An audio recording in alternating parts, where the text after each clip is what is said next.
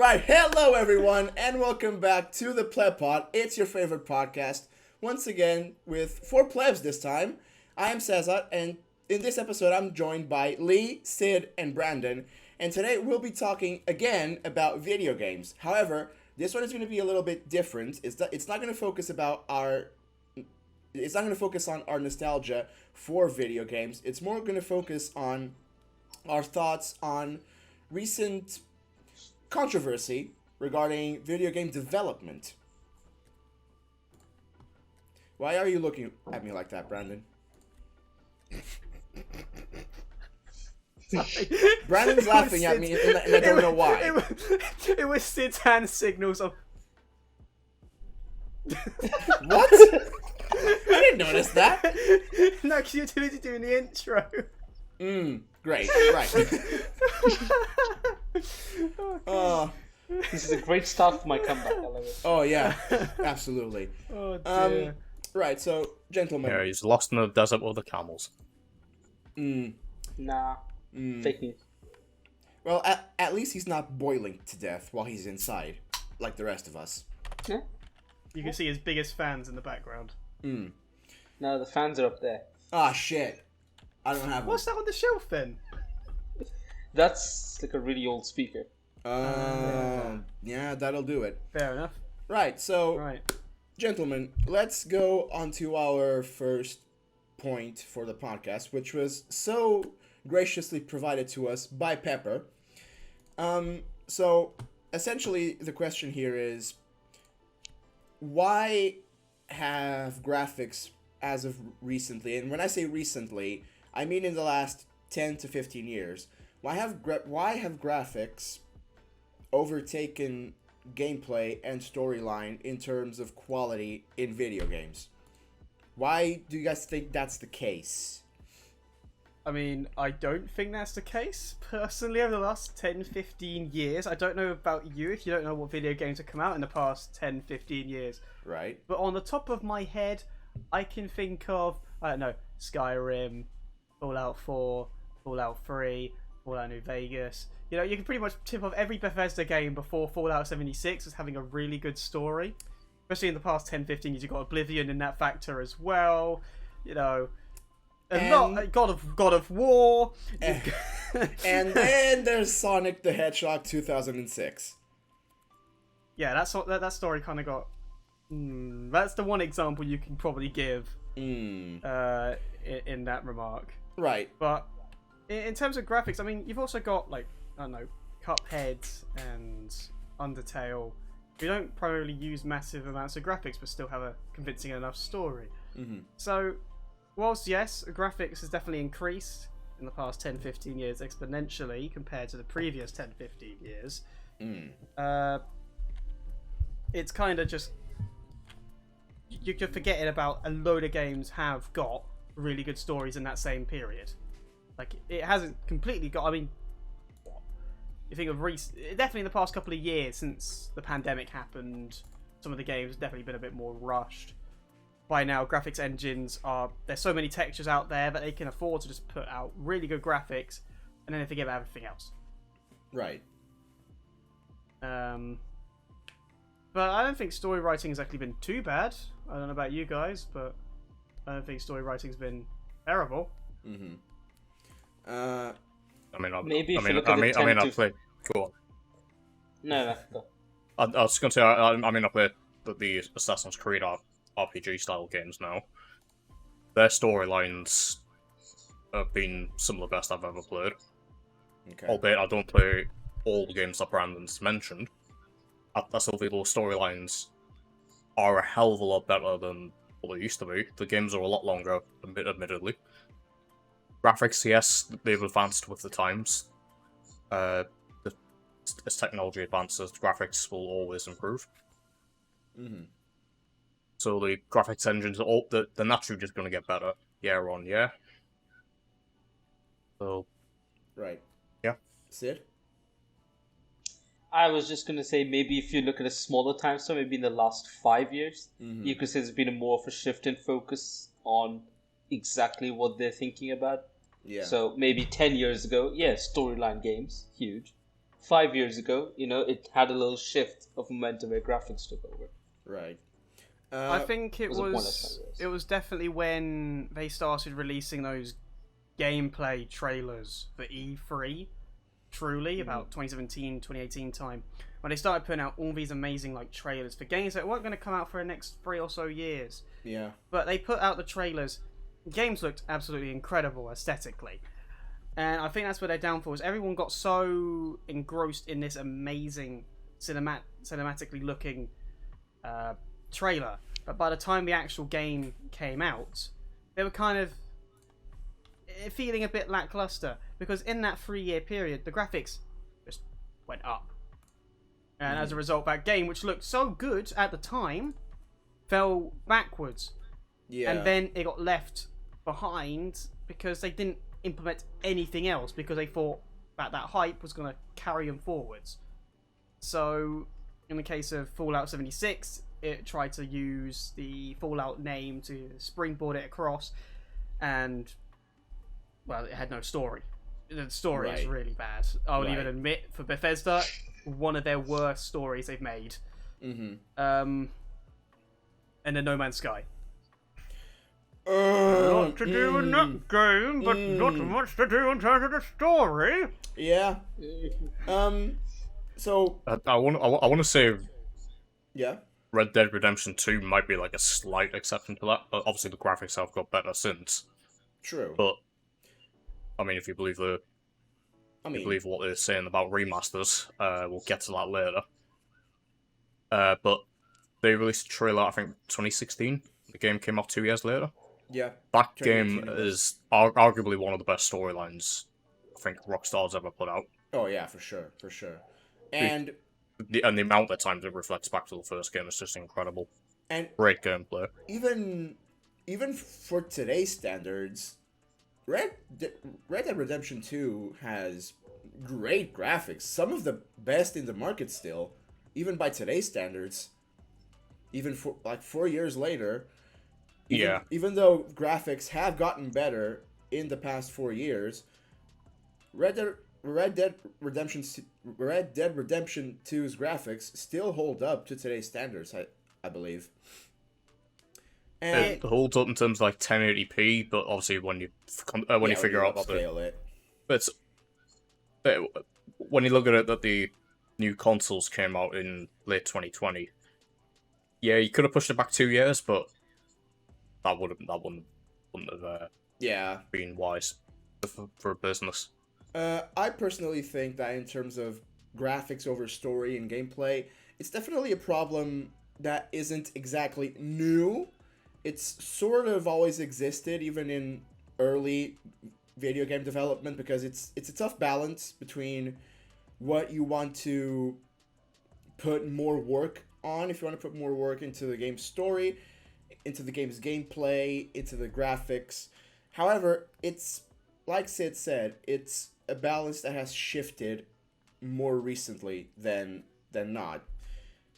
Over the past 5 years, maybe 6, we're definitely seeing a lot of video game companies wanting to put out beautiful games, and in some cases that doesn't mean that the story in the games is going to be bad, nor the gameplay, but it's surprisingly easy to fuck up gameplay and story if you're ultra focused on making the game look pretty.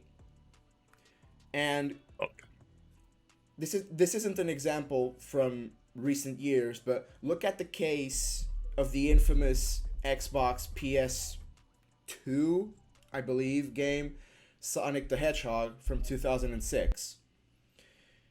That game was supposed to be seen as sort of a new start, a fresh start for Sonic. And Brandon's off camera for some reason. Anyway. And what ended up happening was that Sega focused too much on making the game look good, and they neglected the gameplay and the story so much that the story is absolutely horseshit. Like, all I gotta tell you is that they made Sonic kiss a human woman. And the gameplay is just so trash. It's some of the worst gameplay in the history of 3D games, and games in general. The game was so rushed just to make it playable on the Xbox that there are bugs literally in every level, in every segment of every level, with whatever character you played the level with. There's not a single stable boss fight or level in that game, which again is why amongst Sonic fans, it's one of the most infamous entries in the saga, because it clearly showed that Sega was more worried with making a pretty game rather than making a game that worked and had an actual story to it, one that made sense. But yeah, Wasn't go on. 06. Technically, they didn't prioritize the graphics. It was the graphics. I mean, the content demo they had worked really well, but it was because when they built it on the previous gen. So when they built the demo, it was on the previous hardware, and they had a really small time frame to move all that onto the new software, update it, recode it, and send it back out. So when they did that, it was a really bad botch job, and that's why all the port. everything bad came out. But obviously the story was still the same, because they had the same amount of time to do the story. The reason the storytelling was so bad is because they tried to do a completely different entry into the Sonic game, completely try and further it forwards with the whole new humans actually exist sort of thing, because they wanted to go with the whole Sonic X universe, move it forwards into that side. Obviously it didn't work out. That entire game has pretty much been rewritten out of Sonic canon. That game doesn't exist. But it had some of the best music to come out of the Sonic series. True. The cinematics, I don't think any Sonic game since has touched the cinematic level that it had in 06. But in terms of the gameplay, it was just a bad port handed over, which is why it fell short. The graphics were used to try and show that Sonic meant business on the new gen. Failed completely. Yep. And overall, that's why it got so much stick. Is the gameplay flopped because it should have been put on the old gen, but obviously the graphics were too advanced, so it couldn't go backwards. Yeah. So basically, Sid and Lee, for you to get an idea of how bad the coding is on that game, imagine, trying to grab a bit of spaghetti and holding it together using a roll of tape. That's pretty much the coding on that game, is you're trying to hold spaghetti with tape. Sounds like a good idea to me. Oh. Been there, done that, works. Lovely. Spaghetti code. I'm trying to think of a recent example where something similar happened. Was it not one of the Batman games? Where it was a few years ago they had to physically refund players because the game was unfixable. Cyberpunk 2077. Yeah. When they tried to move it up the gens and failed, and then had to wait a whole year to re-put it out. Yeah, I I know about the Cyberpunk one. I'm sure it was like a Batman Arkham Gotham game or whatever. It was a few years before that. Mm-hmm. They had to physically refund everyone on PC because the game was unplayable. Yep. And then they couldn't fix it. The Cyberpunk one was because they tried to release it on PlayStation 4 and Xbox One, and the hardware couldn't support the game. No, it was just the hardware was just not taking it. It was trash. The PS4 Pro might have, but I'm not the original PS4s. No chance. Cyberpunk Cyberpunk delayed multiple times? Yeah, Sorry. Wasn't Cyberpunk delayed multiple times? It was, which is a great. which is a great segue into our next point. But before that, go on, Sid. I was just going to say, which probably just made it a lot worse for Cyberpunk, because you had all these delays, and then you couldn't even play the game. Yeah. Because it just didn't work. Yeah. It just refused to do it. That's a really good Sorry? To be fair with Cyberpunk, it didn't help either that the pandemic came when it released, and everyone was being impatient because the pandemic came. So they were all hounding them to release it. They tried halting it. People didn't like that. They did it again. People absolutely hated that. So they released a copy anyway and still got flack for it. So overall, I think as a consumer base, people are getting very impatient because of games, but they're expecting perfect results every time, and they're not getting it because of the increase of demand from people, and they're not willing to wait in line for their fucking GameCube games nowadays outside GameStop. Yeah. Cyberpunk actually is a perfect segue into the next point that this episode would like to touch upon, which is the pressure that gamers in general put on game designers and game developers. If it's at all justified or justifiable. That sort of thing, because it, as a consumer myself, mostly Nintendo, I'm no stranger to games being delayed. Nintendo has delayed a few games that I've actually wanted just to have more time to work on it. And I personally find that fine if the designers want to... okay, bye, Brandon. Well, he did signal to continue, so... I think it's fine for game designers and game developers to delay the release of a game because they want to work on it some more time. Because let's not forget, most big game designing companies announce games with like 2 to 3 years advance. So when they give a release date to the game, I think we should start taking the quote unquote release date with a bit of a grain of salt and as more of a suggestion rather than a definitive thing, to give game designing companies more of a leeway to, wait, this game isn't as good as we want it to be, let's delay it a little bit and work on it a little more.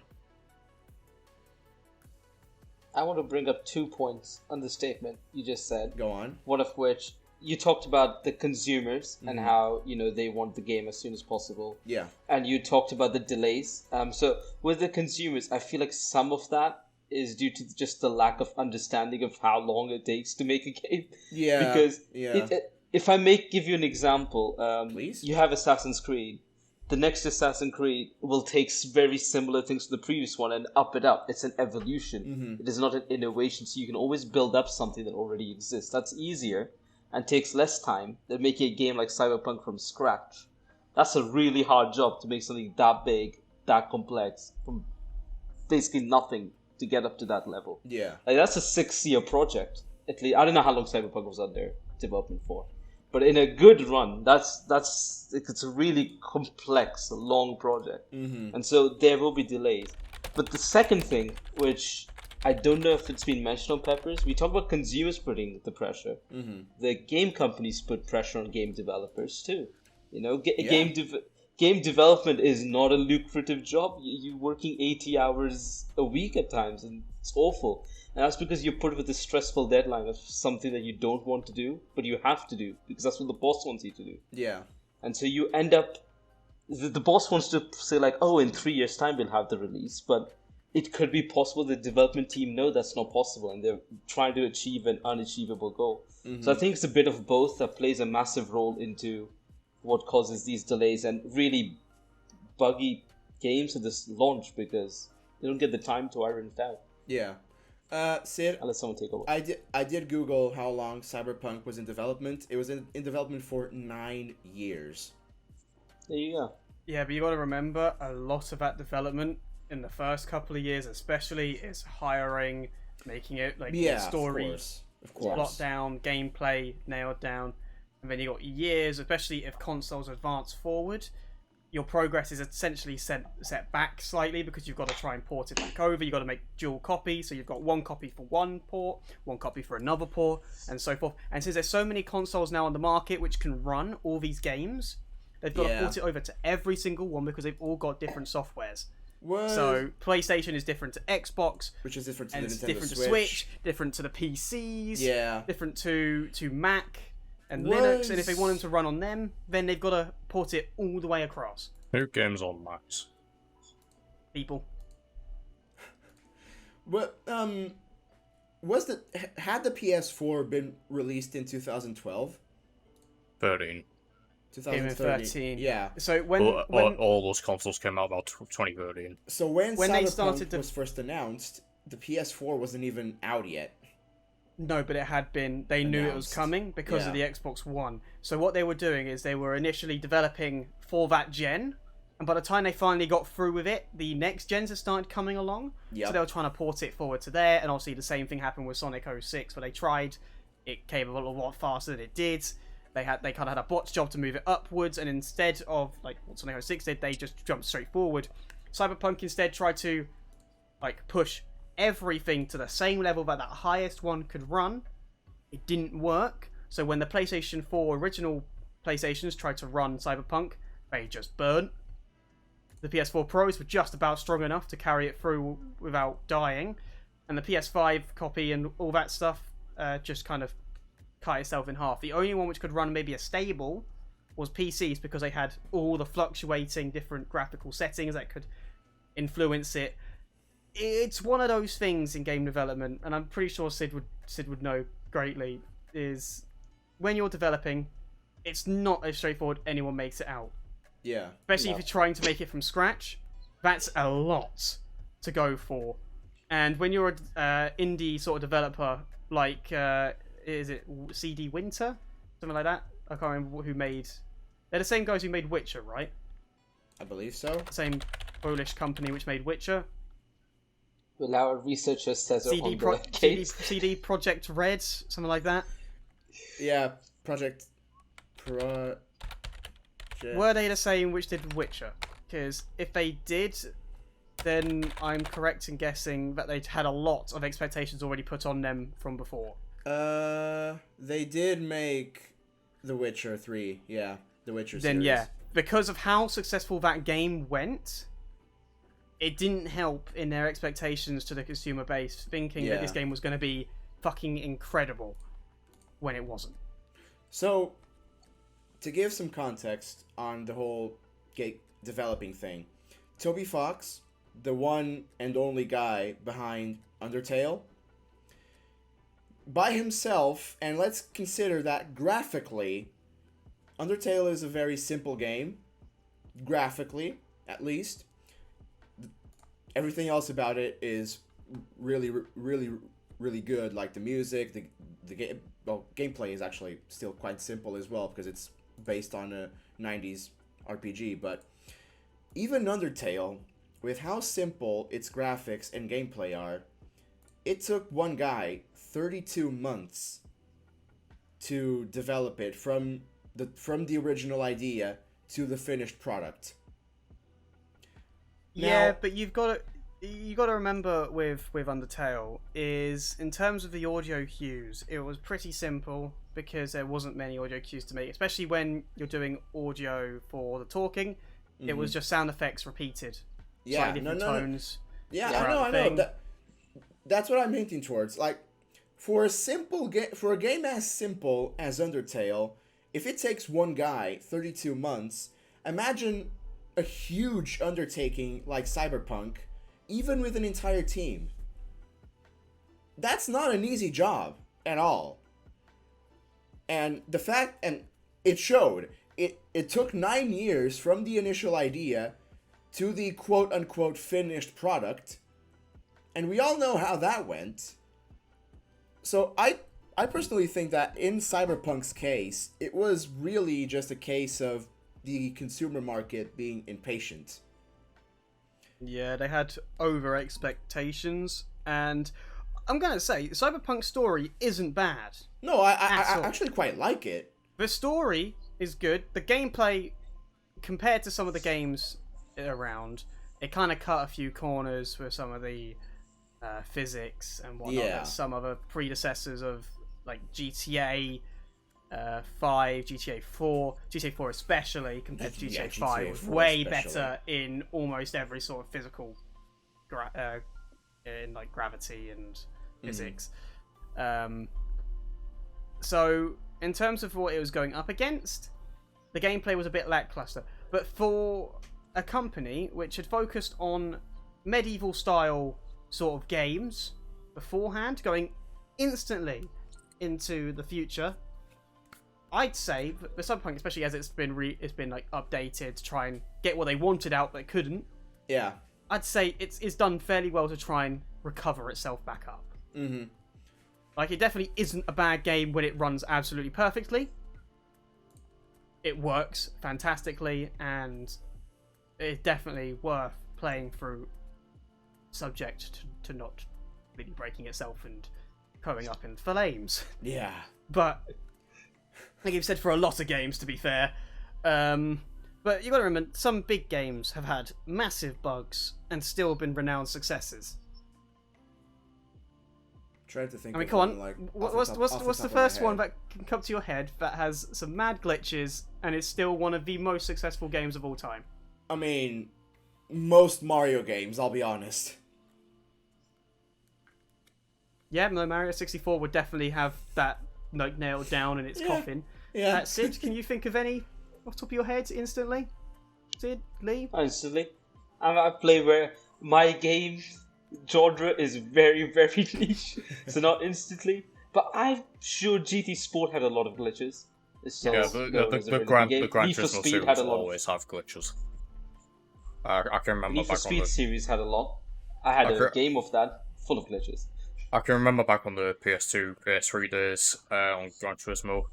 I mean, if you look at YouTube videos these days, you can see what the glitches are. There's plenty of game breaking ones. I mean, the one... F1's not. F1's not immune to them. Don't talk about those. I mean, to be honest, F1's not immune to them, but they're present. So They are. The example I was kind of going for was Elder Scrolls 4 Oblivion and Elder Scrolls 5 Skyrim. Skyrim, fine. You showed me on Skyrim, a lot of Skyrim. fine. Oblivion. No. See, here's the thing though. Oblivion at its time was what Skyrim was in its time. Because they are games littered with bugs. Yep. And yet they kept them because it gave that game personality. Now, I think the only reason Bethesda gets away with their games having so many bugs is because it developed a cult following.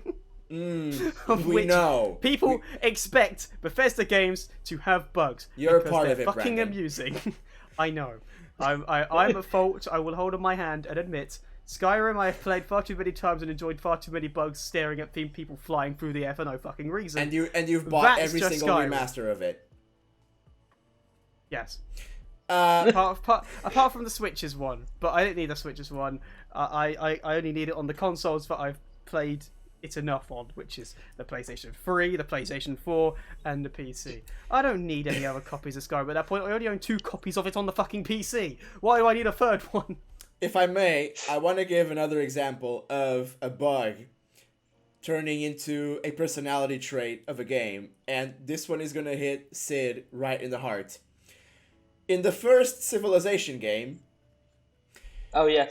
there was in the first Civilization game, there was a bug regarding the pacifism trait, or not the pacifism trait, the aggression trait, where It's just the Gandhi nukes one. yes, Yeah. where if Gandhi is an AI, he starts with an aggression stat of 1.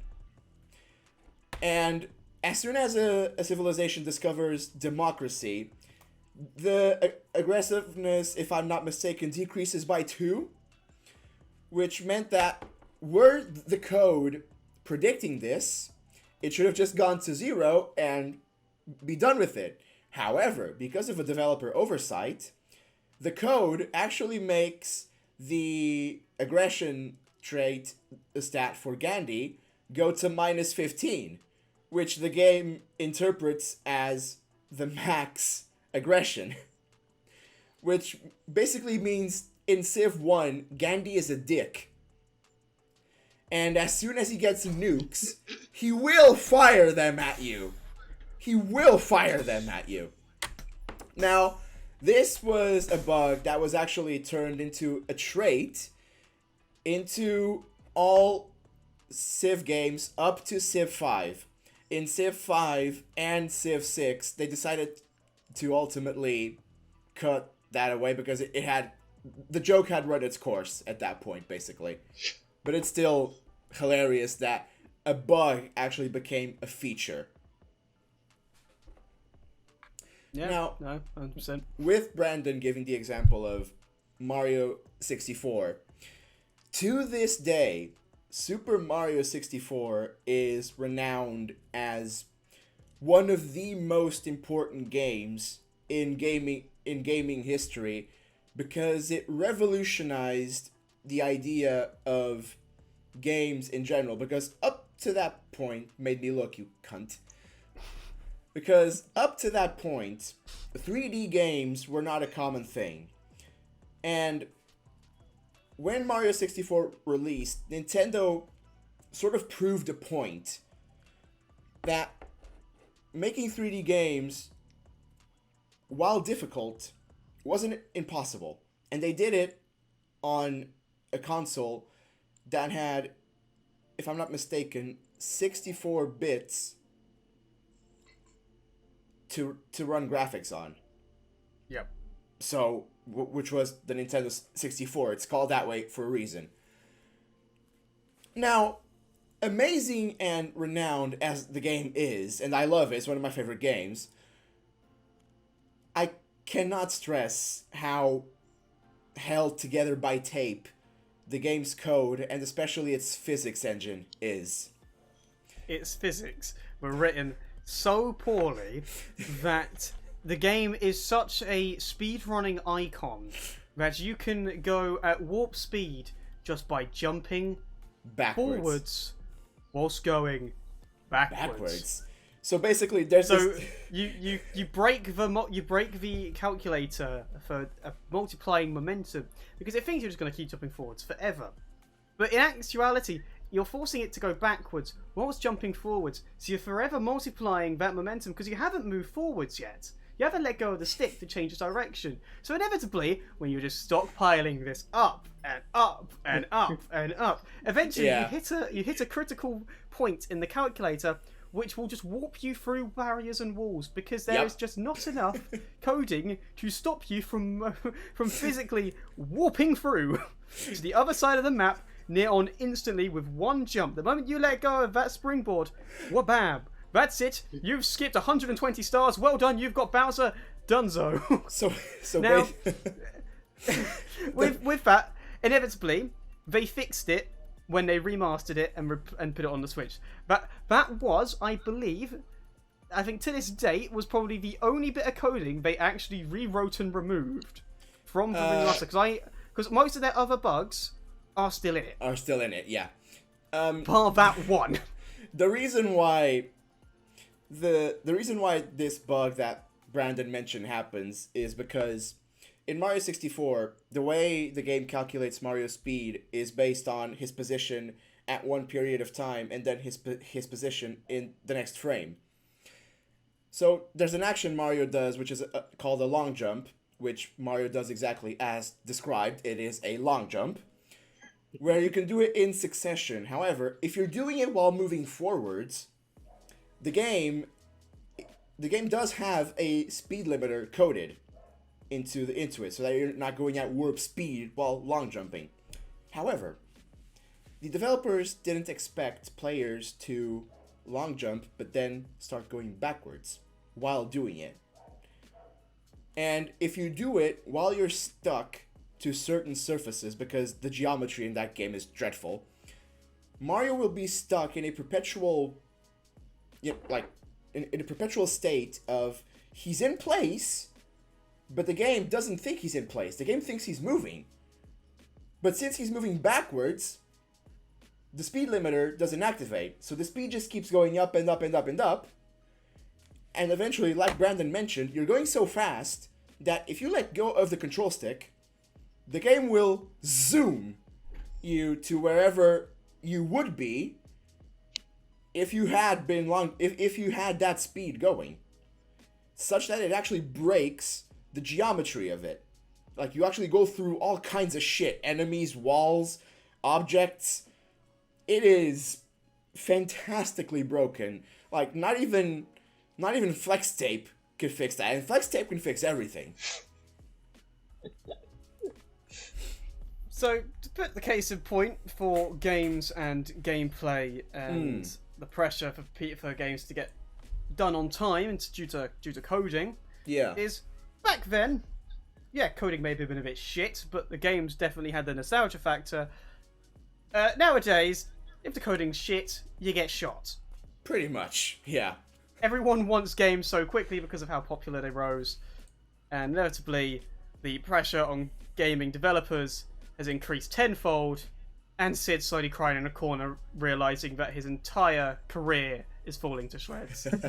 It's okay, I gave up game development 4 years ago, it's all good. I Oh, know. well. How have we not mentioned Rockstar yet in this little segment? No, Rockstar is never mentioned, because Rockstar will sue your ass the moment you try and talk anything bad about them. Well, However, Lee, I'll just quickly mention. you being the expert in Rockstar games. Well, Are you about to talk about the swings in GTA 4? no, I have never played GTA 4. Ooh, That's the only one I've never played.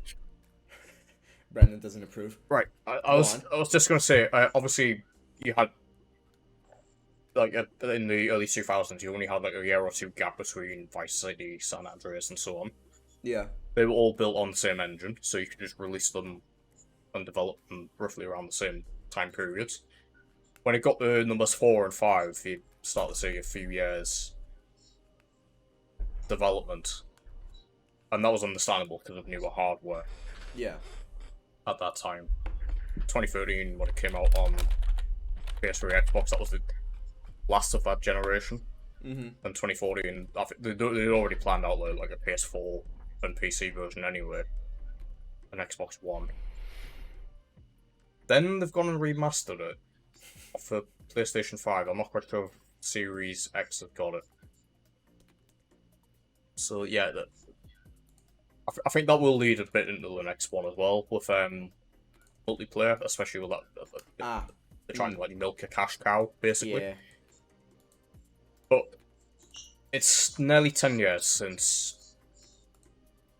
Well, it's actually only 9 years coming up since GTA 5 came out.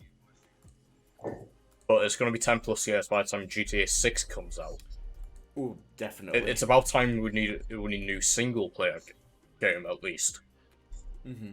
GTA Online's the only thing that's keep them going. Yeah. I mean, we've seen in recent days that Red Dead Redemption Online, that's just been cut. Essentially, the very limited development.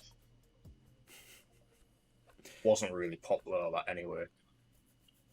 So, but I mean, in between the original Red Dead Redemption and Red Dead 2, Red Dead 2 was started to be developed, I think, way back in 2010. It then took them 7 or 8 years to then release that. But they had already knew about the hardware that was coming. They started development on the old engine. And then, because that storyline is so detailed, it took them 5 years alone just to put it in. Oof. And then edit any bits out that didn't want. Yeah. That's why that took forever, and I think that was only announced around 2016. Mm-hmm. Maybe a year earlier, you might have to check that. See, with the segue of moving on to multiplayer games, single player games, and their rise in recent years against each other. The annoying part is single player games are slightly dying if they get released too much. Because we're in a generation now where back in the 90s, early thousands, multiplayer wasn't so prevalent. Yeah. Multiplayer wasn't everywhere, not everyone had it, the consoles couldn't run it efficiently enough. So they always focused on single player games. Basically, in the LAN 90s, party you had to go games. to your mate's house or have a LAN party. Yeah, pretty much that. Ooh, So LAN they could parties. they could afford to back then just put all their time in single player games, and that's why back then as well, most of these games, which are highly sold copies, and I'll put it to physical copies because that's what they often put the figures in, are always games from the early 2000s, late 90s, even the middle 90s, early 90s if you think about it, because they're all single player games and people had to own a copy to play it. Whereas nowadays you can say you own a copy of something, but with all these subscription services it doesn't count onto their tally anymore. So these games are being sold way more than they've been played a lot more, because it's so much easier now to share files with people. Travel's way easier. Sharing accounts with people is way easier. So what's stopping people now? I was just going to say, you've got stuff like the Pirate Bay as well, where you can just literally just stick it on there, download it. No, exactly. You've got it for free. So the rise of emulation as well kind of halts the entire copies and sales. So what is, like, nowadays multiplayer games are so much like they're not being sold nowhere near as much because there are other ways that are now distributed rather than being. It's also a lot more available out there, not just Super Mario 64 and Legend of Zelda Ocarina of Time, but the main two sitting there, and then everyone else is like, please buy me. So yeah, nowadays there's a lot more competition, and people are focusing more on multiplayer because that's where all the playtime is, that's where all the money is, that's where all the microtransactions are. To keep people playing, single player games aren't as good at keeping people constantly. That's why MMORPGs, and especially games like RuneScape and World of Warcraft, have lasted. Hang on, did you say RuneScape? Sorry, do you want me to go RuneScape? Like every other fucking pleb out there. Sorry, we're plebs. Sorry. Yeah, we're plebs. What's your point? So, basically, that's why MMORPGs that old, who have been going for nearly 20 years plus, have stayed as like common and as talked about as they were back then, because they've advanced with the times. With a multiplayer game, you can constantly update it and update it and update it to keep running with the times, whereas single player games, they can't just get left for dust because there's no money in it. Once you put enough, you can only put out so much content. A single player game where one person can play, and I can see you put your hand up, but if you're going to mention Metroid, put your hand back down. And I see you. Go on.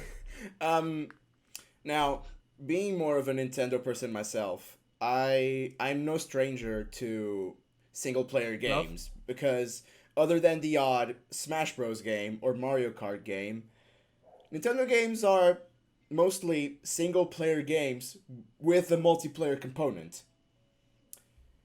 Exhibit A, Mario. Exhibit B, Sonic. Exhibit C, Metroid. Exhibit D. There it is. Exhibit D, Zelda. So, I could keep going. But Now, the thing is, right, I think there's only been a couple of Nintendo games which have reached out of the mainstay of Mario, Smash Bros, and Zelda and Pokemon, which of course have their single player, but like Zelda especially is pretty much pure single player. But Zelda, those games are in development for so fucking long, but you'd expect them to be so fucking good. True. Whereas, like the Mario games, they branch over to about 1 billion fucking things. You got Mario Kart, Mario Party, Mario Golf, Tennis, Mario Soccer, Mario Mario Strikers. Golf, Mario everything. Here's Mario, Everything you're is Mario, Mario. I'm Mario. Woohoo! So Mario is such a like such a good face for Nintendo to have. Mario to is a sell phenomenon, products. to be fair. Same as Pikachu for Pokemon. Yeah. When you've got games like that which have multiplayer like games alongside, it kind of goes to the point of there's a reason why they've gone for multiplayer, because it reaches new people in who can play with their friends. Whereas with the single player games now, everyone plays online with friends. Mm-hmm. When you're playing a single player game, it kind of gets to that point where you're not enjoying it as much anymore because you realise you want to talk to your friends at the same time. Mm-hmm. And you can't fully immerse yourself in the video game anymore because you're wanting to play with your friends. Yeah. And that's where single player games have thrived with Twitch streamers and YouTube streamers. Because they have allowed people to play with their friends and engage with other people while still playing their favourite games, while still playing these solo player games with other people watching them play at the same time. Yeah. And it is kind of like the whole multiplayer versus single player, which is better, which isn't. You're going to find some shoddy single player games with absolutely horrible writing. You're going to find some multiplayer games with horrible gameplay but amazing story writing. It goes without saying, there is always going to be the fruit of the crop, the creme de la creme, and then there's going to be the shit staying on your fucking boots. Yeah. But single player games, if they suck at the start, they struggle to regain that momentum later on. Especially with the like of Cyberpunk, which has definitely struggled to climb itself back into like being in the public eye, if you ignored every cosplay known to mankind. Now, with multiplayer games, they can get themselves back in the cycle with re-releases, especially of discounted prices, discounted DLCs later on, where you can reboost that stuff. For example, Destiny 2. It got enough money out of microtransactions, they could afford to release the game free. Yep. Same as Rocket League, because it's a multiplayer game where you can get cons people back in. No Man's Sky initially failed as a solo player project, and then they released updates further and cut the price and released it as multiplayer, which got everyone back. Final Fantasy X, it sucked when it first released in 2010 initially for the multiplayer. It flopped so badly they cancelled it. Then they remade it and brought it back, I think 5 or 6 years later, with a whole new DLC range. And you've seen what happened to that game since. Yeah. It's become one of the most popular entries of the Final Fantasy series, and it got so popular at one point that Steam and every online service had to pull it away from the sales because it was selling too much for their servers to handle. Nice. Nice. So, multiplayer games can easily get their player base back just by rehashing their, like, going back, rethinking, what did I do wrong? How can we get people to come back and listen to the people who said it and get them back? But solo player games struggle because they don't have that constant player base anymore. They can't bring people back because people just stopped playing it because there was no other content to enjoy.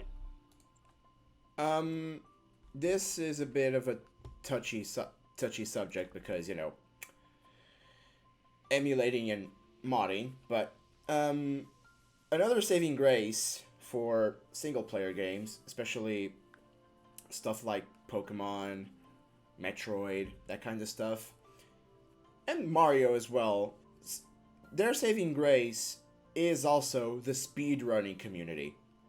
Oh, 100%. Emulation has given old games New life. their chance to shine again. Exactly.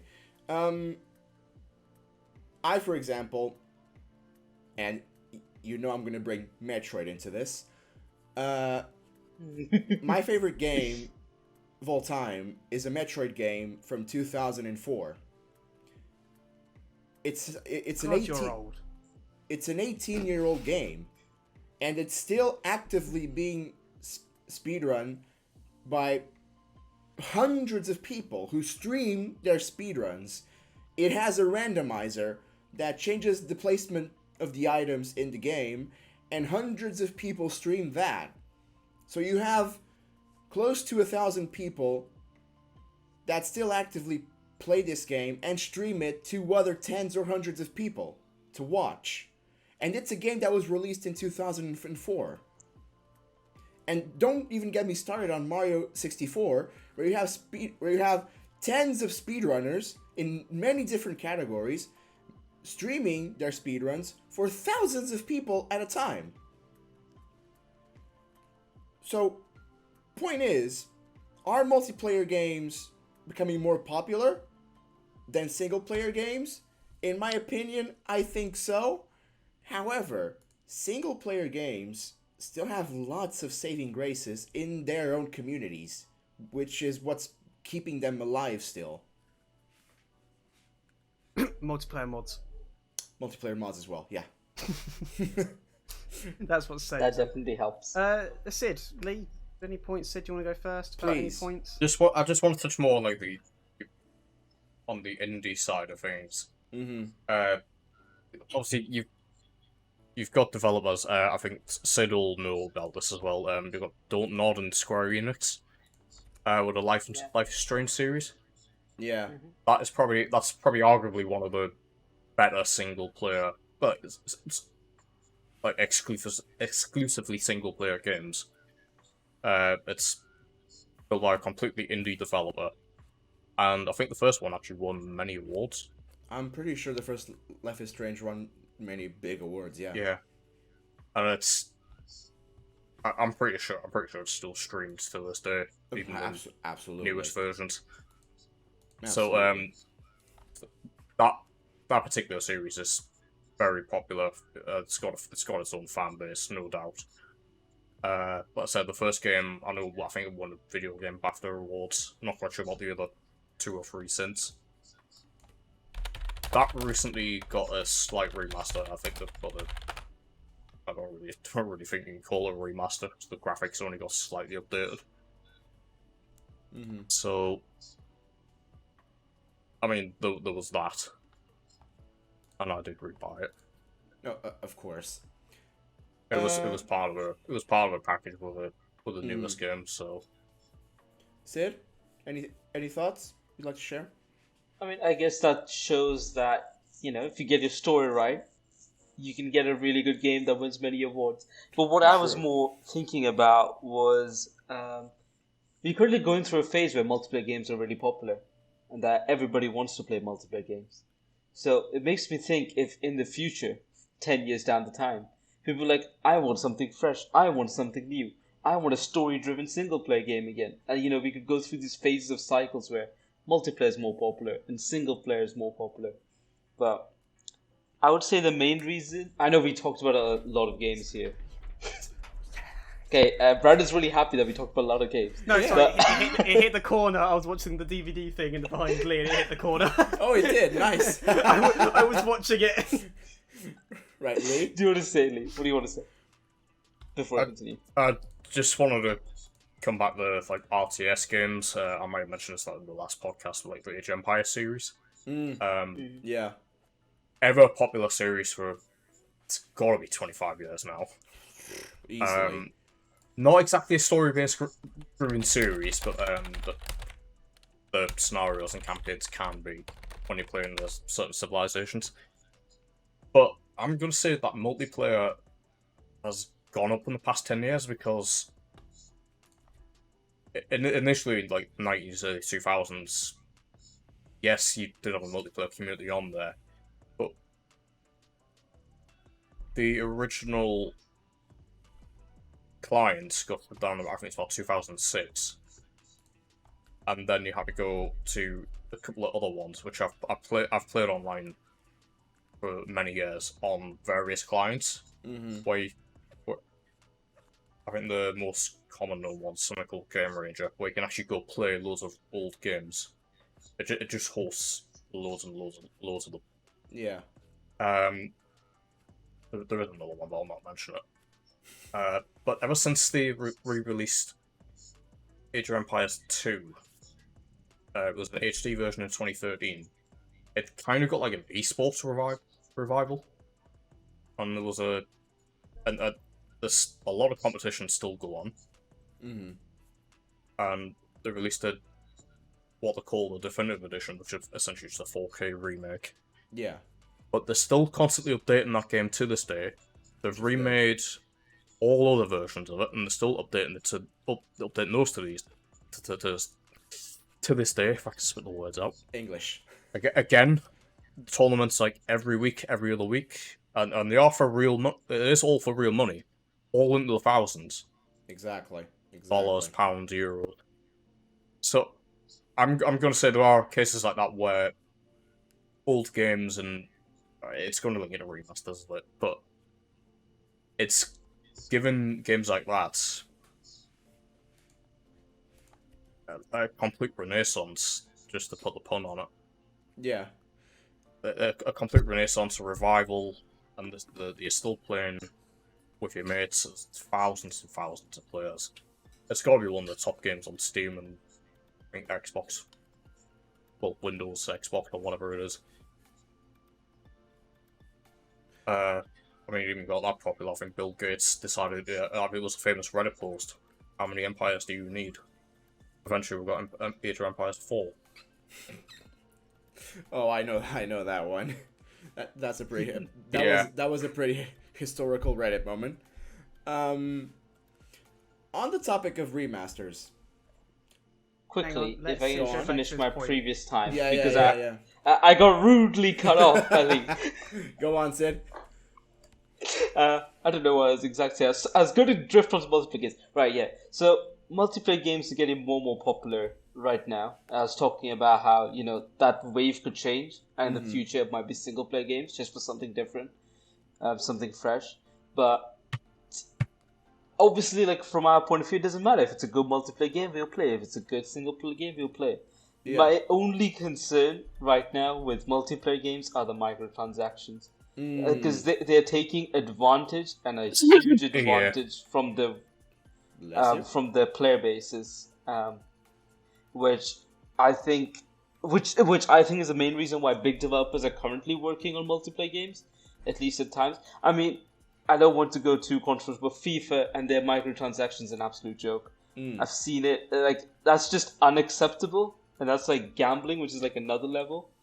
And you cannot be having those on video games. There is a line that we're crossing. Yeah. With the microtransactions that I think we need to be careful of as time goes on, because it could get worse and worse. I know Brandon wants to say something, so go. Brandon. See, funny you brought the microtransactions and gambling, because to help the point,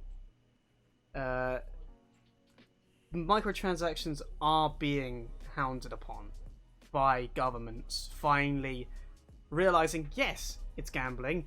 Yes, it should be kept away from children. Yes, I think you're irresponsible spending your money on some imaginary FIFA coins. And yes, I think you have a problem. Get help. Yes. So absolutely. But they won't ban them. They can't physically ban them. They can only restrict the sales of them, like alcohol, like tobacco, because there would be too much of a backlash. Just like the prohibition back 100 years ago. So, you know, what comes around comes around. Goes around, comes around, goes around, comes around, comes around, goes around. Sure. So, Sid, do you have anything else, or are we allowed to segue on to our final point of the evening? Well, we can segue. The problem with the segue, gentlemen, is that we're running short on time. That's fine. However, yeah, let's carry on. Now... However, no, we carry on. This should be a quick point, as is. Remasters of games, or remakes, whatever, one or the other. Are they good? Are they bad? Why? Basically. Go on, Brandon. Go on, Brandon. Skyrim! It depends on how you remaster the game. Right. So, people will play their old games based on the nostalgia factor. So, if you remaster a game, and you try and implement the new into the old, you're going to bust it. Right. What remasters should honestly be is just a graphical overhaul and fixing any bugs that made the game unpleasant to play before. They shouldn't go back and grab a game, plonk it onto the new ones, ruin it with new mechanics and graphical bugs that aren't true to the series, and then just chuck it back out. Instead, have you played the GTA trilogy? Nope, don't need to because of how shit it was. So That's exactly what happened. Yep. So with games that remaster, you've got the price difference is normally what holds people because of how old games are and how easy you can now get them. What's the point in spending 40 quid on a remastered game? Which is where some developers kind of fucked themselves and shot them in the foot, whereas others got really lucky and actually realised that maybe overpricing it was a bad idea. I mean, look at Nintendo, for example. They only got slack for the anniversary edition of the free Mario games of Mario 64, Sunshine, and Galaxy to celebrate the free 3D games for the first 3 consoles. So, obviously, the 64, GameCube, and Wii, they released that out. They got slack, maybe so slightly for the price, but it's 3 games in one, so 40 quid, you're actually getting a pretty decent buffer for that. For the games that they are, you're getting a decent deal compared to how they were when they released. Mm-hmm. Especially to how expensive Mario 64 is alone, just to get an Nintendo 64 copy, is astronomical. I've got one right there. And so, with that, they got slack mainly due to the fact it was released on a limited time basis. Mm. People felt that wasn't right, and I still think it wasn't right, but looking at it, you can see that they're going to re-release it in the future.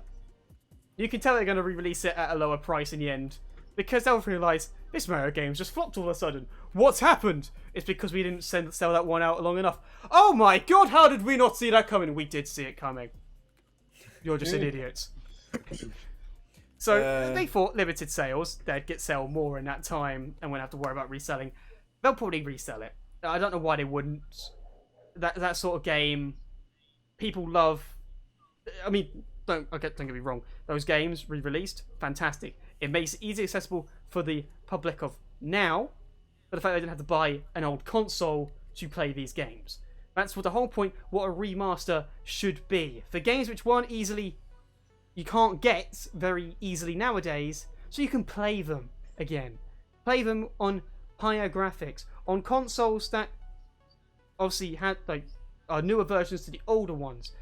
If it's a PC game, you get a remaster. Sometimes you don't even have to, you don't have to buy it.